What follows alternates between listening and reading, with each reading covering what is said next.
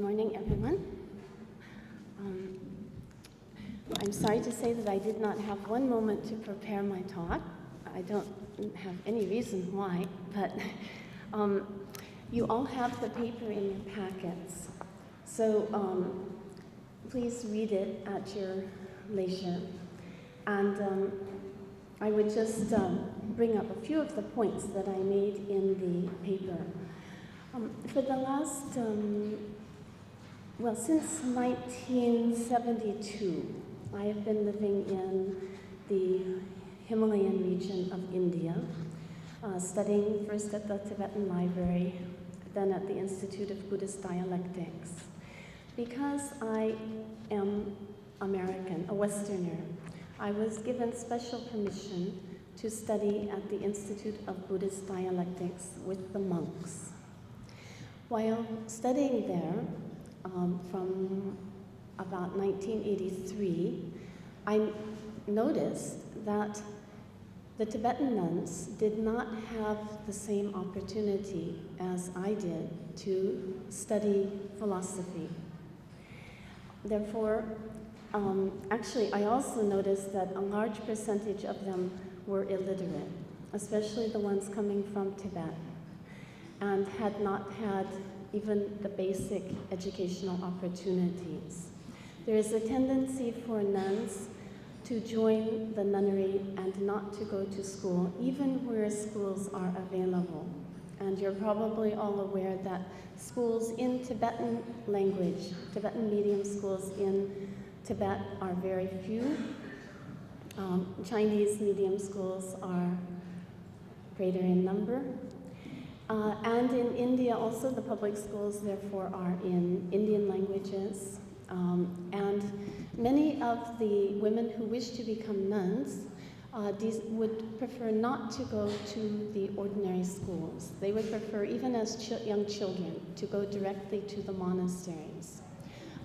They have an inclination to do spiritual practice even from the age of 4. Now, this is something very extraordinary for us, but I have young girls coming to me at the age of 4. Please, please, I want to be a nun. And what can you say? It's a wonderful thing.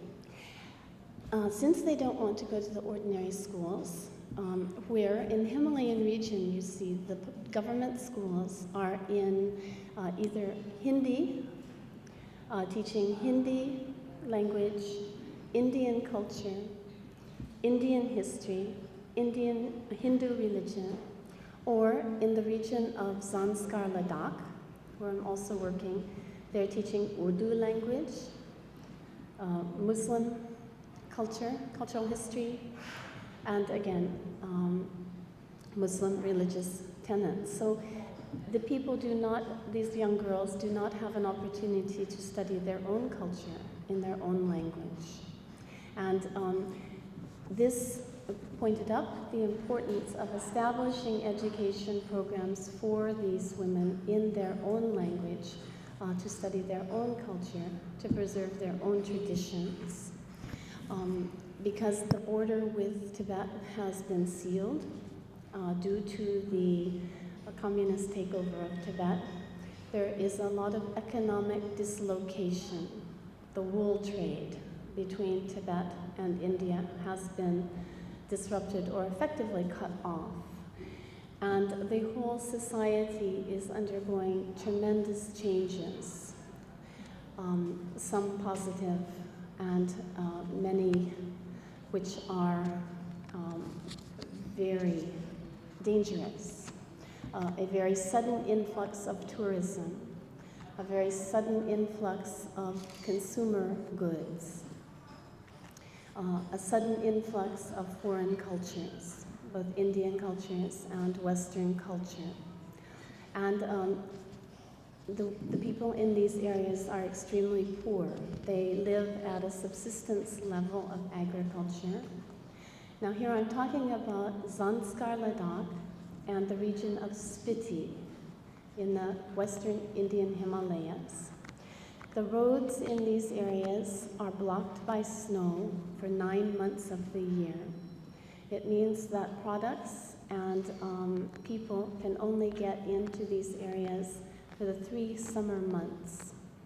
So when I go every summer, I have to go as late as August in order to, very difficult, there's no water, there's no hotels, no restaurants, so you have to carry everything on your back, no medical care. And so a number of us here are working on helping these regions, and you'll hear more about, especially the Ladakh region, from some of our other speakers and participants. And my interest in this paper was how Buddhist cultural values inform the lives of the women in these areas. And I raise as many questions as I answer. Of course, in the region, the Buddhist cultural values are transmitted from generation to generation.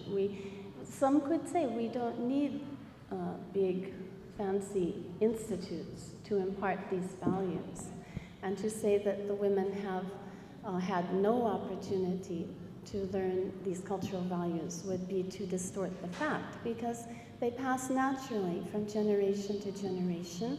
And in fact, it's primarily the women who are the transmitters of culture in these areas, because they are the teachers of the children in the home.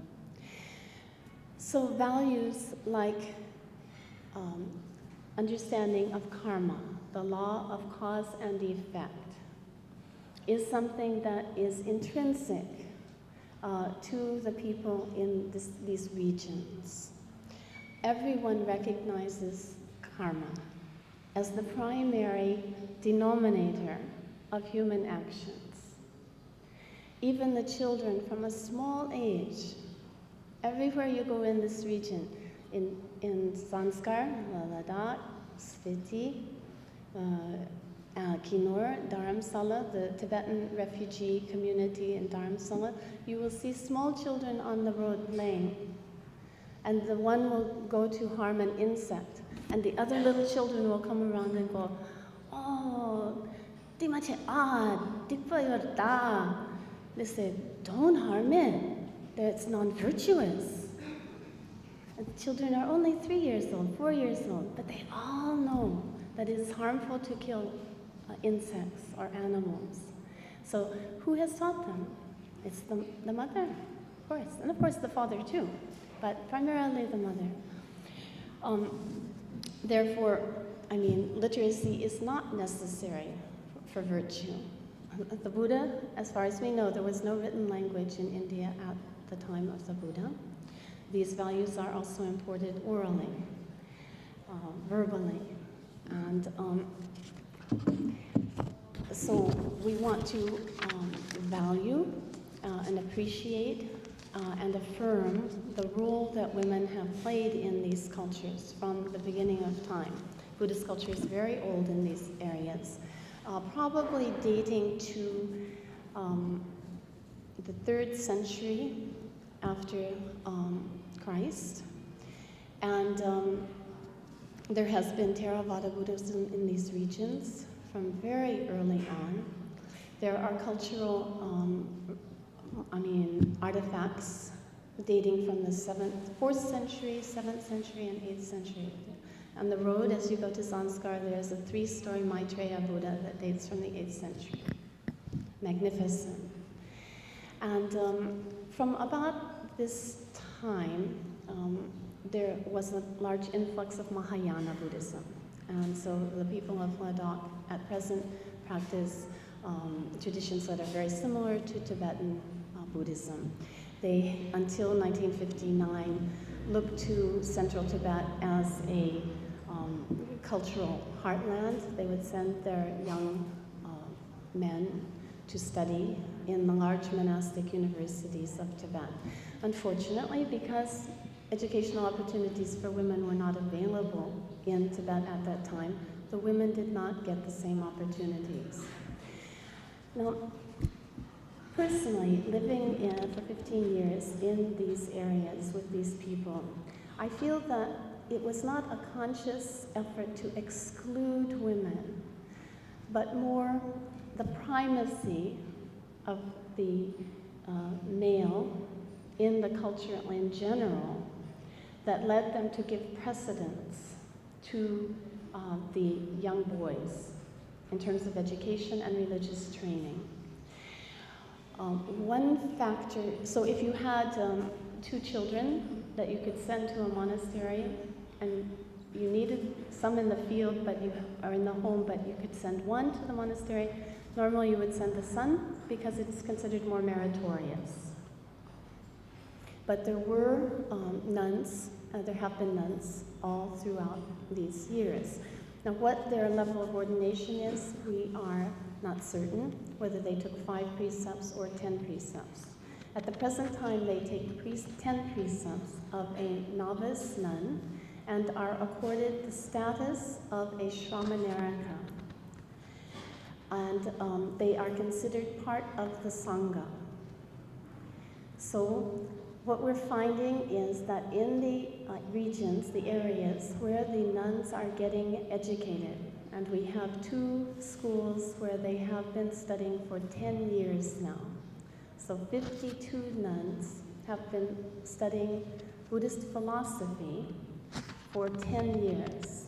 And now the people of their villages are inviting them for pujas, for prayers, and also for funerals. Before, they would send for a monk to come from 8 hours walk away. And in the areas, I asked this summer, the areas where they have not been studying, they're still calling the monks from 8 hours walk away to come do their funerals. The areas where the nuns are studying, they recognize that they're qualified to do these rituals. So this shows that it's not simply a matter of gender discrimination, but also a matter of qualifications. If a woman is qualified to do these rituals, she will be accorded a similar level of respect and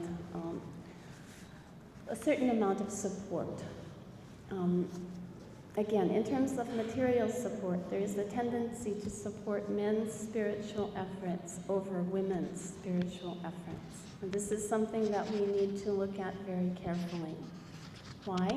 Because most of the donors are women. So this is our responsibility. If we have $10 to donate at the end of the month, if we make a decision to support a monk rather than a nun, we should be aware of that we have made this decision, that we, as a woman, are valuing the spiritual practice of a male over a female. So I think it's time that we just say this very frankly, that it's the responsibility of women to equally recognize the spiritual potential of women. And only when we do will the males in our societies also. Hardship. They have to work extremely hard to get their food, their water, their clothing, and yet it's the most interesting thing when I go there. They are always laughing and joking and so contented. They never complain about their lives. They're now learning from Western tourists that they are backward. And the Indian government is telling them that they are backward peoples. But when I talk to them, they seem to handle the difficulties of their life with great courage and great strength. They understand their lives to be the result of karma, cause and effect, and they understand that their lives are creating their future, that the actions that they engage in now will determine the circumstances of their future rebirth. So they do not necessarily see it deterministically. Oh, I'm poor and I'll never get out of it because I have bad karma. But when they get teachings on Buddhism, they come to understand that their circumstances are the result of their past karma, but they can change their karma. They can transform their lives, their future, through their positive actions. And I personally, in my relationships with the people there, feel that they truly understand these very important principles. Sometimes there is, in these cultures, a tendency to regard women. Sorry to say that the origin for these beliefs is actually in certain Buddhist texts. Therefore, I believe that we have a responsibility as Buddhist women, scholars, and practitioners to study these texts carefully and to understand how did this happen. If these men, Aryadeva and so forth, were truly enlightened beings, how could they come to the conclusion, contrary to the Buddha's teachings, that women did not have equal spiritual potential for enlightenment? This is a very important point for us to study and try to understand and to discuss with our teachers. Now, here is what we can do. We want to be practical about it. The tradition is changing. The changes that have happened in the Himalayan region in the last 10 years are nothing short of phenomenal. Here we are blessed with a spiritual leader, the Dalai Lama, who is extremely open-minded and is, we believe, the embodiment of compassion. And he has personally made many advances for women. Whereas nuns in Tibet did not attend the great prayer festival, the Munmam, just by tradition, the inertia of tradition. In India, he made a directive that nuns were allowed to attend the great prayer festival. This happened from about 1986. The same year, he gave instructions that the nuns were to wear the yellow robe. Nuns of the Buddhist, the Tibetan tradition, have 3 robes. 2 are yellow, we use for special ceremonies. And previously, the nuns had not been wearing the yellow robe. Some of them had it in their room, but they were too shy to wear it in public. And I remember very well the day that His Holiness said the nuns can wear the yellow robe and they should wear the yellow robe to all ceremonies. And myself and some of the senior nuns who had one in our rooms came and ran up to our rooms at the lunch hour and brought it back. And after the lunch break, we carefully sat down and quietly put it on. And it was a moment. It was a moment. And now it's an ordinary thing. It's a normal thing. Part of this has to do with feelings of inadequacy of women. It's very common to hear Himalayan Buddhist women, particularly nuns, say, "Oh, I can't wear the yellow robe. I can't do higher studies. I'm too stupid. You Western nuns, you go and learn to read. You learn the texts, but I have no qualities."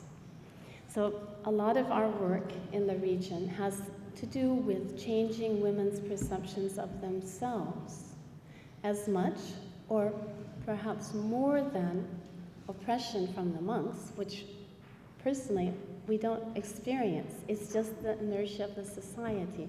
But when we speak up and we take our role, we go to the high lamas and say, "Please help us find teachers."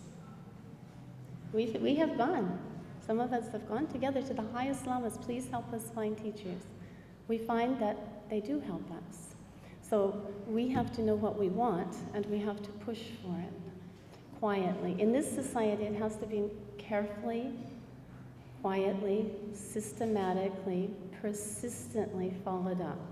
And we're finding that we're making great achievements in terms of change for women. We now have a senior class of 14 nuns who have studied philosophy for 10 years. In 4 years, they will have completed the traditional monastic curriculum and will be ready to take the highest academic degree offered in the Tibetan tradition, the degree of a geshe. And in 4 years' time, we are hoping that these nuns will, at least 6 of them, will be qualified to take this exam. And at that time, then we will push for full equality in terms of recognition of academic qualifications. I think personally that a role within the religious hierarchy will follow. For us to push for status within the institutions when we we haven't studied thoroughly is a bit premature. So we've decided that education and training is the first step, and then we will go systematically. One last point is about the ordination. You're probably curious about whether there are bhikshunis in the Tibetan tradition. Because the road to Tibet is so long and difficult, it seems that, at least we have no evidence that, the required 10 bhikshunis, or a minimum of 5, went to Tibet and gave the bhikshuni ordination to Tibetan women. Nevertheless, there were a couple of attempts for monks to give it on their own, but these were not officially recognized because it is not in accord with the Vinaya procedures. However, the Tibetan nuns, as I said, have received 10 precepts, and the Tibetan bhikkhus do not find any problem with giving them 10 precepts because they are the same 10 precepts that the shamanaris have. The novice monk precepts and the novice nun precepts are identical. So they say, what is the problem of giving the 10 precepts? When it comes to the bhikshuni precepts, it is required that bhikshunis participate in the ordination. Therefore, for the last 10 years, they have been researching, His Holiness the Dalai Lama and the Tibetan government have been researching the lineage of full ordination from China and Korea. And already 10 nuns have gone from Tilakpur to Hong Kong to receive the bhikshuni ordination with the blessing of His Holiness. And when they returned, they had an audience with him. He said that official recognition is not as important as social recognition. If the society recognizes you as bhikshunis, that is the most important thing. But I feel that official recognition will come very soon. His Holiness has called especially for a meeting with bhikshunis in Taiwan in February this year. It was a very positive meeting, and he sent a representative from his Religious Affairs Office to Taiwan in October. Despite the political problems between Taiwan and Tibet, he sent a representative who again met with Vinaya scholars in Taiwan to discuss the issue, and we feel that it's only a matter of a year or two before the Tibetan government recognizes the bhikshuni lineage. And then we hope that there will be a bhikshuni sangha firmly established, strong, educated, well-trained bhikshuni sangha in the Tibetan tradition. Thank you for your kind attention.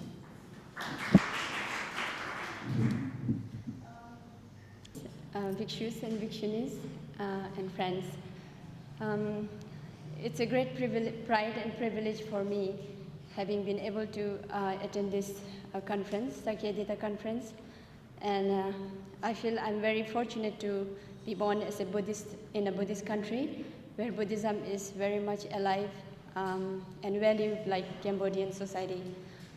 I also consider myself fortunate that I am not only born Buddhist, but also received the opportunity to study Buddhism philosophy in Varanasi, the Central Institute of Higher Tibetan Studies, which was very much unlike for any women to have this opportunity during my time. This institution was opened its door for women only in the year 1985. That has so much to, the Sakyadhita has so much contribution to that directly or indirectly. That's not to mention about. And this was, in the beginning, this was not realized that there was no women's opportunity for women to study Buddhism philosophy. And this institution was only meant for monks before. but later on they accepted both lay men and monks, but it was not meant for women. But then it, okay.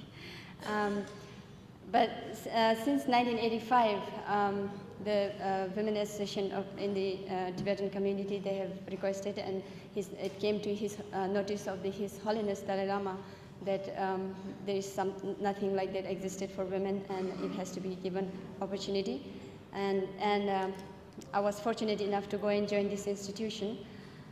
I come from a very religious family where both my parents take very serious, they are very serious practitioners in Buddhism. And with the influence of my mother, I always had special interest of studying Buddhism.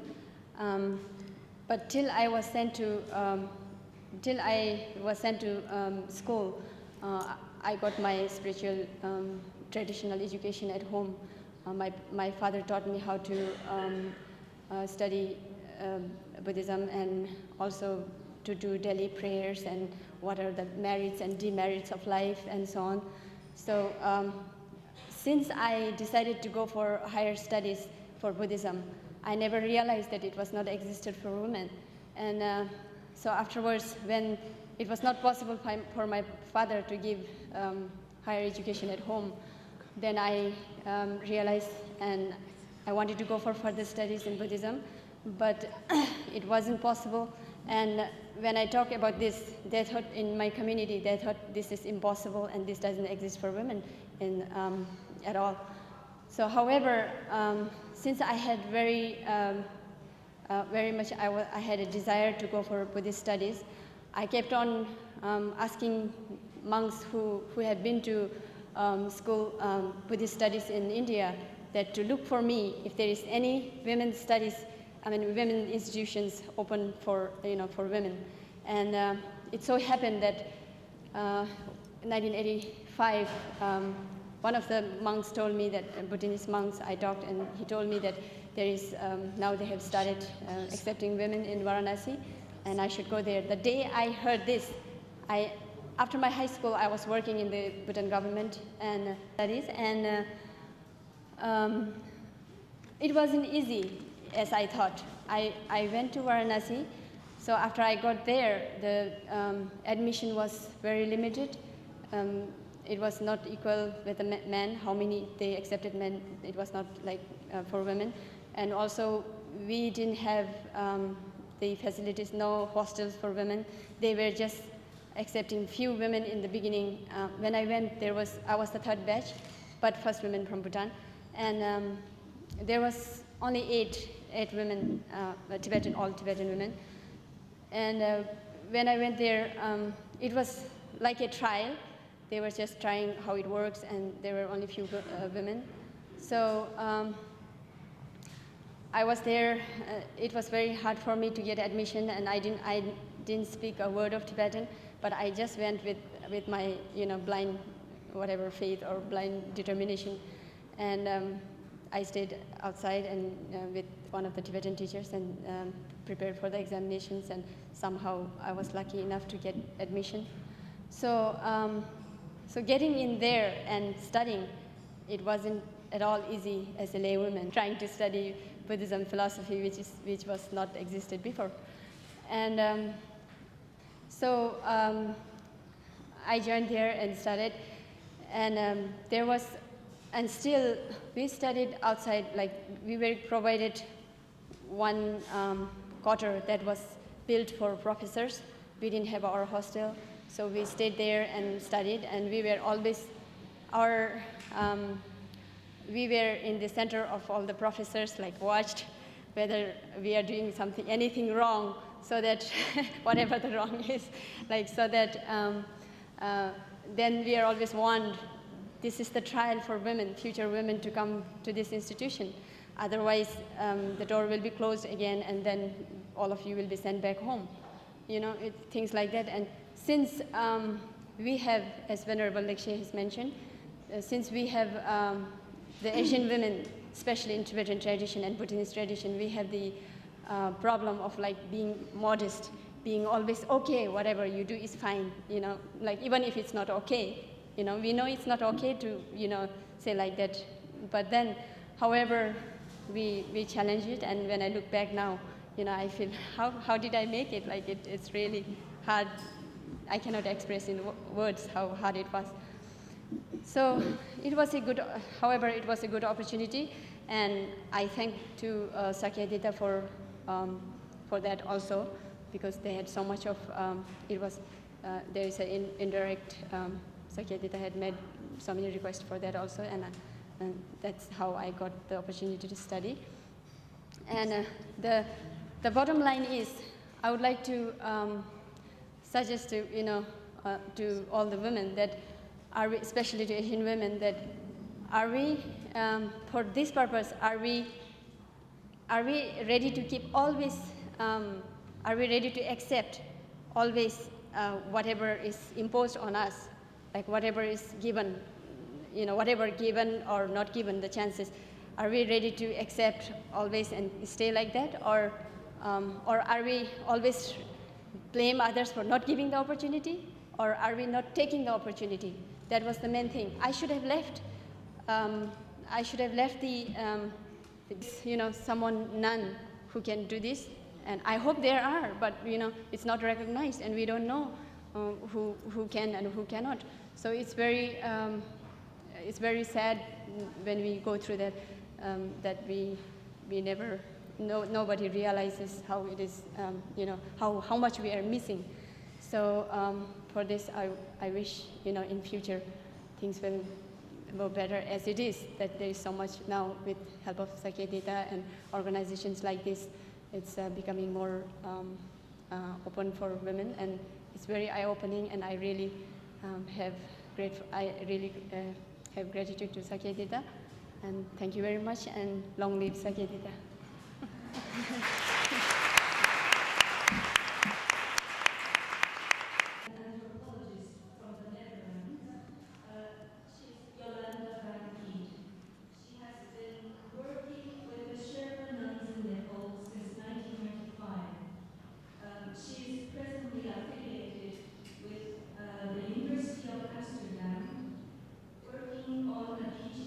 Here and to give me the opportunity to present, actually for the first time, some of my work. I must say that in the Netherlands there is very little academic interest for Buddhism.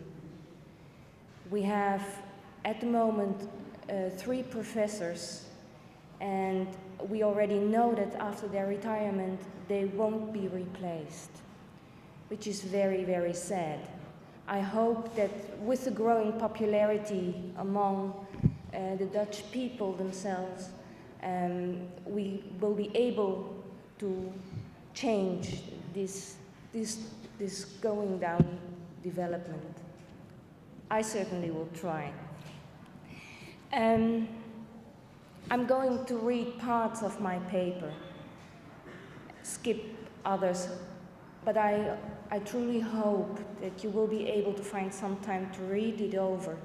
And if you have any comments or criticisms, or I welcome everything.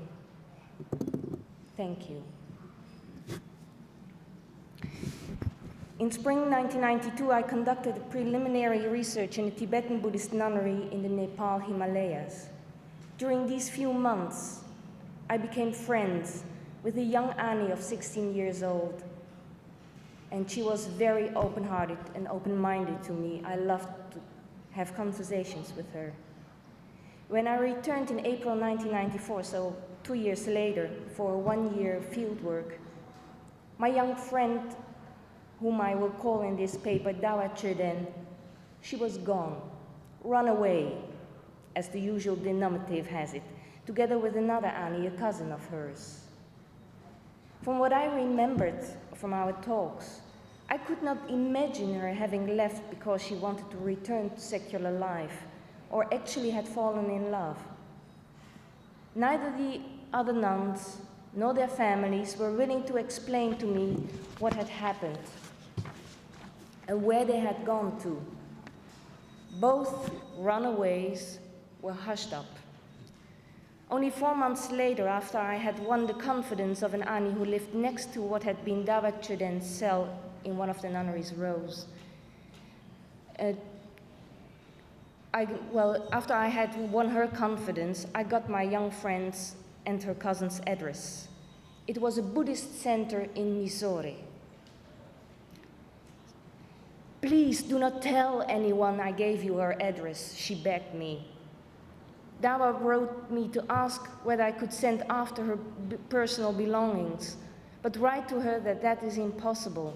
Now that she has left her Rinpoche and the Lama and the Gompa, all her things belong to the Gompa. Then you can ask her herself also why she left. You write her. So I did. A few weeks later already, Nepal, India, knowing the whole mail system, I received her answer, written in English.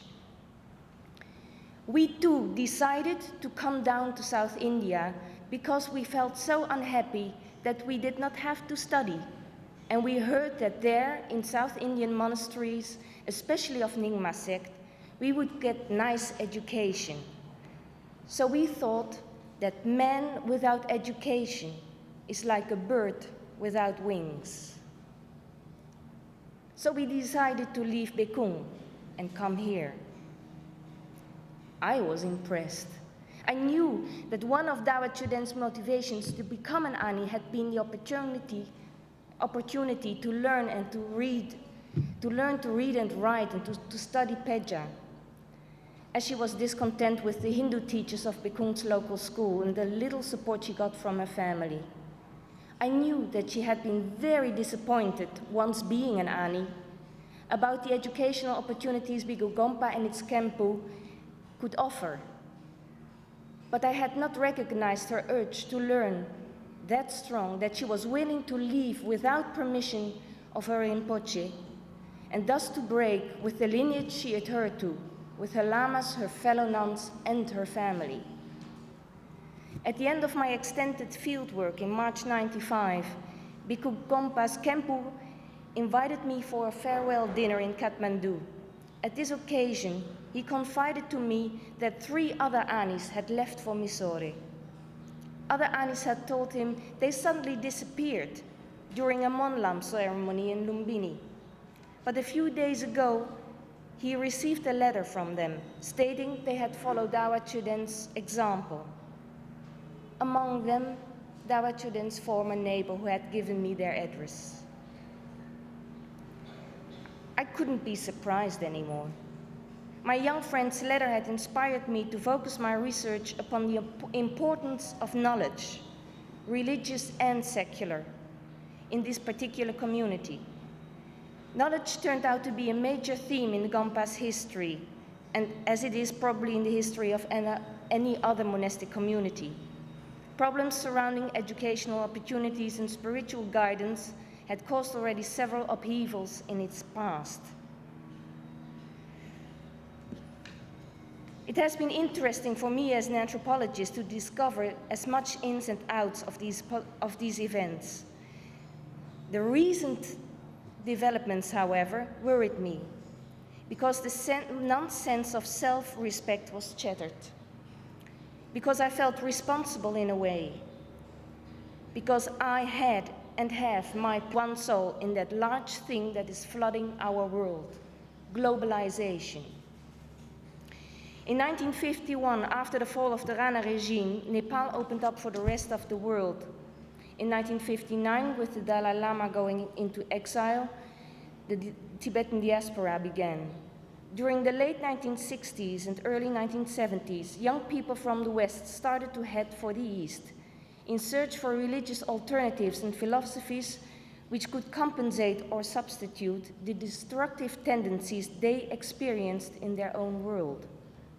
Since the 1980s, technological innovations, in particularly the media and communication systems, fax, email, internet, and the declining rates of airplane tickets have created networks among people from East and West who earlier on had been ignorant of each other's existence. In short, the world seems to have become smaller from a global perspective, or bigger from the local perspective. Now that people from all over the world can get in touch with each other easier and faster than ever before, it even affected this far-off nunnery high up in the Himalayas. It may not be hard to imagine that knowledge and education have become increasingly important in this expanding world. It is in the light of this growing importance of learning that we come to understand Dawa Chuden's action. However, she and her fellow Anis will only mark a phase in the nunnery's history, as its Rinpoche and its Kempu are searching for solutions before all the young Anis will run off. The Lama's plans for the future and for its community, however, are based on that same global network that has caused these dissensions in the first place. Both Lamas, their plans are built upon Western money, Western knowledge, and Western participation. How logical this may be, it also emphasizes the relations of dependence, creates a consolidation of inequality that seems to be inherent to this samsaric world. Unless the Western Buddhists to be involved are aware of the role they are assigned in this new nunnery's future, unless they realize the impact their presence has on not only individual Anis, but on the entire hosting community in the long run. It is here, I believe, that my role as an anthropologist comes in, to offer an analysis of what is going on, so that ignorance and envy may be avoided.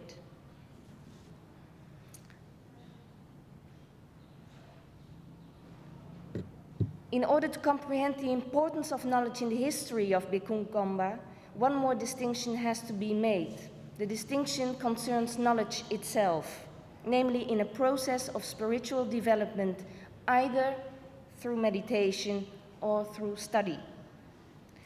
Geoffrey Samuel already showed in his wonderful elaborated book, Civilized Shamans, how the shifting emphasis on the path of Sutra or the path of Tantra have guided the development of Tibetan Buddhism along changing socio-political contexts in different parts of the Tibetan world. My historical ethnography of Bikung Gompa, in fact, is to support Samuel's analysis by showing how the shifts upon the two paths of either meditation or learning have come about on a micro level, directed by very basic practical choices of individuals in response to social circumstances. And not only in the Gompa's past, but also in its near future, as both the plans of the Rinpoche and the Kempu are conflicting in their emphasis on either study or meditation. Here I will skip the part of my paper, as it is concerned with the history of Bigu. I want to shift to the present situation. The present situation where we have to deal with the two plans of either the Kempu, whom I call Lama Tenzing, and the supervising Rinpoche of this Gompa, who I just will refer to as the Tulku. Lama Tenzing was appointed as the abbot of Bikung Gompa in 1986 by the Tulku, and I hope it will become clear how the two are related towards each other. Lama Tenzing has been the assistant of the Tulku's uncle, have never been much directed towards these rural Gompas. His interests were laid in the growing popularity of Tibetan Buddhism in the world at large. When the Tulku took over the supervision of his Gompas in 1980, his uncle was elected as chairman of the Nepal Buddhist Committee. In this position, he traveled all over the world to contact other Buddhist leaders, to give lectures and teachings, lead initiations, inaugurate Gompas and stupas. Lama Tenzing accompanied him as his caretaker and interpreter. And he continued to do so when the Tulku appointed him as Bikung Gompa's Kempu in 1986. As a consequence, he has only been residing in Bikku for 2 months a year to supervise the change of offices and lead the yearly New Year retreats in late spring. The rest of the year, he was either abroad or lived in Kathmandu with the other Rinpoche. For the Bikung Anis, Lama Tenzing represented the big world they were encountering more and more. Since the 1970s, contacts had been intensified in both directions. More and more foreigners were visiting the Ani Gompa, and the Anis were more often to be found on the road than ever before. To start with the foreigners at the Gompa. Tourists had discovered also the beauty of small valleys and shorter trekkings, not only Annapurna and Mount Everest Base Camp, and had turned Bikung into a popular destination. Except for their small donations, these tourists had little influence on the Ani community, as they usually only stayed over 2 days. In 5 cases, however, visitors decided to stay with the Anis for a longer period of time. Each of them was a young woman from Europe or the United States, presumably rich, able to travel alone, and well educated. 4 of them were students, 1 was an artist-painter. I was one of them. In due time, I discovered we had turned into role models by the young Anis, for from a social, this worldly perspective, we were everything they longed to be. Particularly, the younger nuns envied us for our good karma. One of them literally volunteered to me after having met UDD Injis, she said. She did not hope to be reborn as a man anymore, but as a woman in the West.